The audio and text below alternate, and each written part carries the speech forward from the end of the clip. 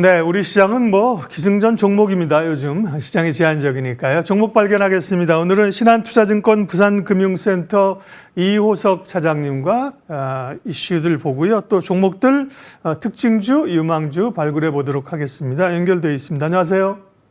네, 안녕하십니까. 이호석 차장입니다. 네, 섹터 장세, 종목 장세죠. 오늘 첫 번째 종목은요? 네, 오늘 첫 번째 말씀드릴 종목은 랩지노믹스입니다. 랩지노믹스 유전자 검사와 관련되어 있는 기업이고요. 시장에서는 엠폭스 관련주로 많이 알려져 있는 종목 중에 하나다라고 할 수가 있습니다. 올해 같은 경우에 아프리카에서 엠폭스, 원숭이 두창이라고도 부르죠. 이제 엠폭스 사망자가 대략 한 1,100명 정도 집계가 되어서 1,000명 이상 사망하는 질병이 되었습니다. 결국 이제 질병에 의한 사망자가 이 정도로 많다는 부분을 저희가 생각을 해보면, 이제 넥스트 팬데믹 이라는 이제 우려감들도 이제 존재를 하고 있는 상황이거든요. 실제로 이제 WHO에서 넥스트 팬데믹에 포함되는 이제 그 질병들을 몇 가지를 선정을 했는데 그 중에 하나로 이제 엠폭스가 선정이 되었습니다. 넥스트 팬데믹에 대한 경고가 나오면서 이에 대한 모멘텀이 좀 더 지속될 수 있다라고 판단을 하고 있거든요. 결국엔 이겁니다. 최근 시장 같은 경우에 아까 기승전 종목이라고 말씀하셨지만 갈 수 있는 종목이 계속 갈 수 있는 시장의 환경이 좀 만들어진다라고 생각을 하고 있고요. 기존의 의미로 생각을 한다라고 하면 엠폭스 관련주들이 단기적으로 움직일 확률이 더 높겠지만요. 제가 앞에서 말씀드렸던 넥스트 팬데믹 경고라든지 이런 모멘텀이 지속된다라고 하면 추가적으로 더 상승할 여지가 있다라고 판단하기 때문에 오늘 랩지노믹스 소개해드리게 되었습니다. 네, 랩지노믹스를 포함해서 바이오 쪽은 여전히 시장에 주도권을 놓지 않고 있습니다. 오늘은 삼성바이오가 또 아침에 보니까 강하더라고요. 다음 종목도 살펴볼게요.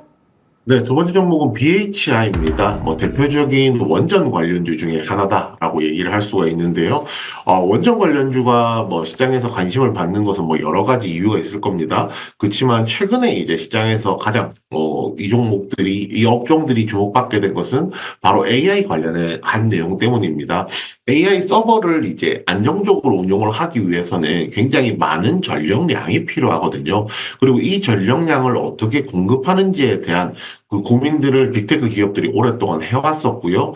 가장 이제 빠르게 손쉽게 이제 전력을 공급할 수 있는 방법이 바로 원자력 발전에 투자를 하는 겁니다. 저희가 소형 모듈 원전이라고 부르는 SMR이 가장 대표적일 건데요. 결국에는 이제 앞으로 AI라는 것이 발전을 하려고 하면 그만큼의 전기가 필요할 것이고 그 AI 발전과 더불어서 SMR의 발전도 같이 이루어져야 된다라는 생각을 해주시면 될 것 같고요.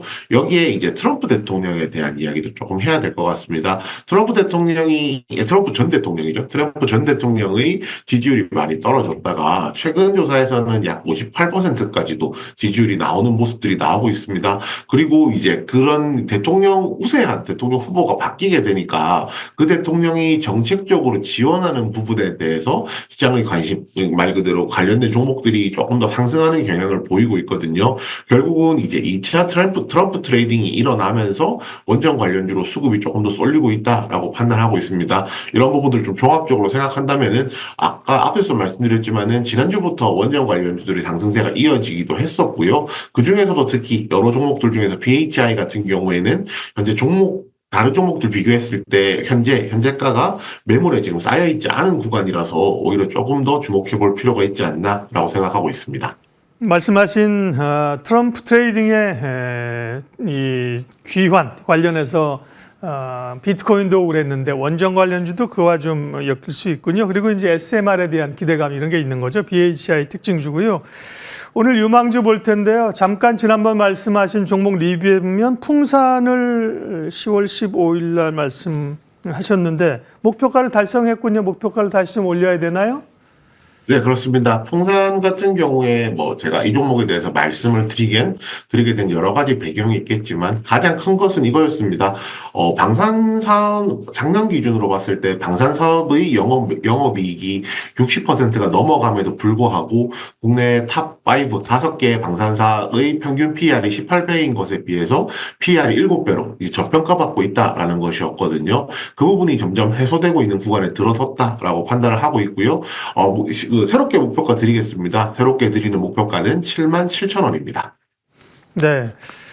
방산주들은 뭐 여러 가지 이슈가 있고요. 특별히 이제 북한군이 우크라이나전 참전을 위해서 러시아로 이동했다 이런 뉴스가 이제 주말 사이에 컸잖아요. 관련해서 뭐 우리 투자자들은 어쨌든 뉴스가 나오면 그래서 시장은 무슨 종목이랑 연결돼 있는 거야 이렇게 이제 뇌 구조가 이렇게 좀 투자자들은 돼야 되는 겁니다. 그 영향도 좀 있을 것 같고요. 예, 풍산 목표가를 77,000원으로 올리셨고요.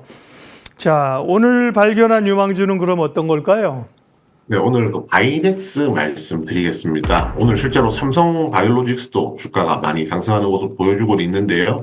바이넥스 같은 경우도 이제 바이오 의약품의 시료를 생산하는 업체였습니다. 그런데 이제 최근에 이제 상업용 CMO 말 그대로 삼성 바이오로직스처럼 이제 주문자 위탁 생산을 하는 기업으로 점점 더 변모하고 있다라는 것이 핵심이다라고 말씀을 드릴 수 있을 것 같아요.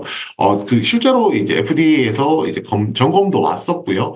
그런 부분들이 이제 내년 상반기쯤에는 승인이 날 수도 있다. 올해 이제 죄송합니다. 다시 말씀드릴게요. 내년 하반기부터 2024년 올 하반기죠. 2024년 올 하반기부터는 CMO와 관련된 매출이 본격적으로 발생할 수 있다라는 기대감이 있다라는 것이 좀 중요하고요. 결국 상업용 CMO 기업으로 바뀌게 된다는 것은 앞으로 지금까지 실효만 생산하던 데서 상업적으로 상업용 CMO를 하게 되면은 더 큰 폭의 이제 매출이 증가가 기대가 되거든요. 그런 관점에서 보았을 때 2025년 내년부터는 이제 CMO와 관련된 그 매출 영업이익이 큰 폭으로 증가할 전망이란 것이 핵심이다라고 말씀을 드릴 수 있습니다. 여기에 첨언해서 얘기를 하자면 결국에 CDMO 기업들 같은 경우에는 생산을 위한 공장을 더 많이 가지고 있어야 되고요. 여기 이제 공장을 증설한다는 것은 자기 자본으로 해결되는 일이 일반적으로 아니라 보통은 대출을 이제 일으키게 되죠. 결국에는 최근에 금리가 내려오고 있다는 것이 이런 CDMO 기업들이 더 성장하는데 굉장히 좀 좋은 뒷받침이 된다라고 생각을 하고 있습니다. 그 가격 전략까지 한 번에 말씀을 드리면요.